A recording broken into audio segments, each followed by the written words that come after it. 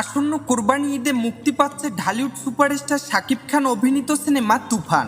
এ সিনেমার মাধ্যমে প্রথমবার ঢাকাই সিনেমায় শাকিব খানের সঙ্গে জুটি বেঁধেছেন পশ্চিমবঙ্গের জনপ্রিয় অভিনেত্রী মিমি চক্রবর্তী। ঈদে সিনেমাটি মুক্তি উপলক্ষে 12 জুন আয়োজিত সংবাদ সম্মেলনে যোগ দিতে ঢাকায় এসেছিলেন অভিনেত্রী। একদিনের সফর শেষে 13 জুন কলকাতায় ফিরে গেছেন তিনি। তবে ফেরার দিনই বিপত্তিতে পড়েন নায়িকা। সন্ধ্যায় আসল তুফানের কবলে পড়েছিলেন তিনি। নিজের সামাজিক যোগাযোগ মাধ্যমে সেই ভিডিও শেয়ার করেছেন মিমি, যেখানে দেখা যায় আকাশ ছেয়ে গেছে কালো মেঘে। বিমানে ওঠার আগে রানওয়েতে গাড়ির দরজা খোলা মাত্রই ঝোড়ো বাতাসের কবলে পড়েন তিনি। কোনোভাবে টুপি চেপে ধরে সিঁড়ি বেয়ে বিমানে ওঠেন তিনি। তবে ঝড়ের কবলে পড়েও মিমির মুখে ছিল হাসি।